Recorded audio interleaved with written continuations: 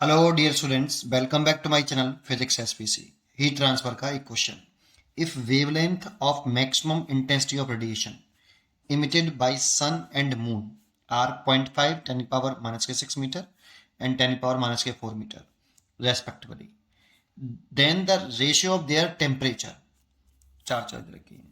तो ये question based है वीन डिस्प्लेसमेंट लॉ पर। पहले डायग्राम बना देते हैं और डाटा ले लेते हैं, ठीक है ना।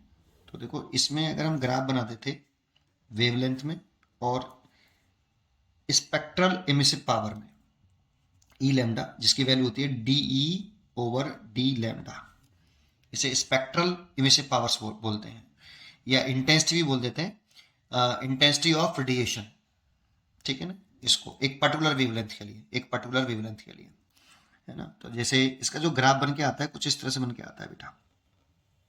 ऐसे एक पर्टिकुलर टेम्परेचर पर, मान लो इस पूरे पर टेम्परेचर T1 है, तो जब तो इस जगह पर जो इमिसिव पावर है, दैट मीन्स इंटेंसिटी है, सबसे ज्यादा मैक्सिमम कहां पर है, तो एक जगह पे ही है बेटा। ये पूरे पे टेम्परेचर सेम है ना। तो इस पर सबसे ज्यादा ये वाला रेडिएशन, इस वेवलेंथ का रेडिएशन सबसे ज्यादा इमिट हो रहा है बॉडी से, है ना। सबसे ज्यादा इसी वेवलेंथ का रेडिएशन इमिट हो रहा है। इंटेंसिटी सबसे ज्यादा इसी की है, देखो। तो इसी को हम लैम्डा एम बोलते हैं बेटा।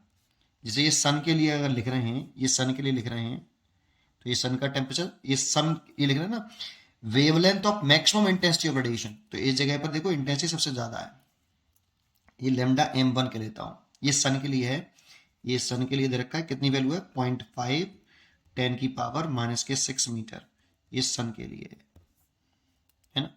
अगर हम मून के लिए लिखें तो देखो उसकी लेमडा एम ज्यादा है इससे, और लेमडा एम ज्यादा है तो उसको इस तरह से बनाते हैं। ये ग्राफ स्टैंडर्ड होता है, इसको इस तरह से बना लेते हैं।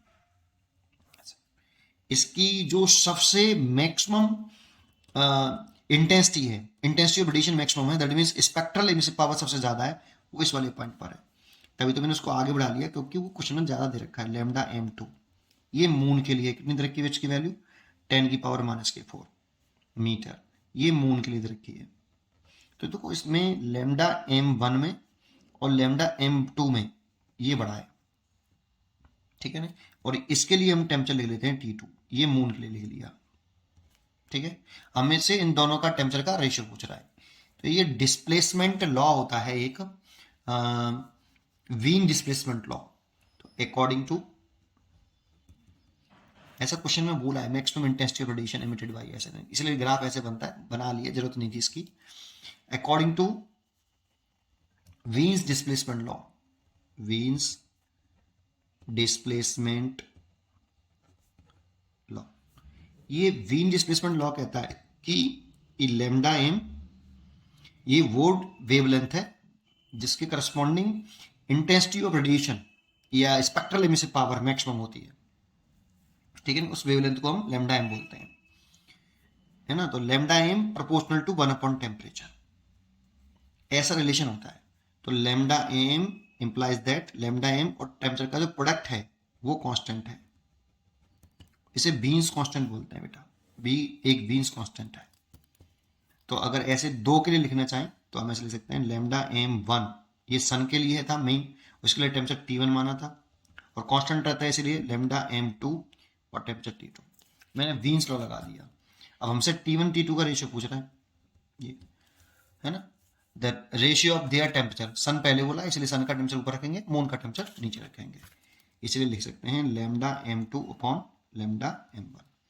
अब देखो इनवर्स रिलेशन है, तो लेमडा एम जिसका ज्यादा होगा उसका टेम्परेचर कम होगा। तो लेमडा एम टेम्परेचर T1 ज्यादा है या T2, तो लेमडा एम इसका ज्यादा है तो इसका टेम्परेचर कम होगा, तो ऐसा रिलेशन होगा। इसमें T1 ज्यादा होगा T2 से। और दूसरा, टेम्परेचर जब ज्यादा होता है ना तो उसकी इमिसिव पावर भी ज्यादा होती है, और इमिसिव पावर रिप्रेजेंट होती है इसके एरिया से, इसीलिए मैंने उसका एरिया भी ज्यादा बनाया है ना। ये नॉलेज प्लस के लिए, इस क्वेश्चन में उसकी जरूरत नहीं है। चलो सीधा वैल्यू पुट कर दो। लेमडा M2 की वैल्यू कितनी है बेटा 10 की पावर माइनस के 4 मीटर है, और इसकी वैल्यू है 0.5 इंटू 10 की पावर माइनस के 6। इससे इसे कैंसिल कर दो, 10 की पावर माइनस के 2 पॉइंट उठा लो, इस पॉइंट 2 को उठाएंगे तो ऊपर 10 हो जाएगा, नीचे 5, और इसको ऊपर ले जाओ, इस पॉइंट को उठाओगे तो ये 10 हो गया, और 10 की पावर माइनस के 2 पर ले गए तो प्लस हो गया, तो 5 से काट दिए 2, तो 200 आ गया। T1 और T2 का रेशियो 200:1 आ जाएगा। इसीलिए इसका आंसर हो गया डी चॉइस इज करेक्ट। पढ़ते रहिए और खुश रहिए। Thank you.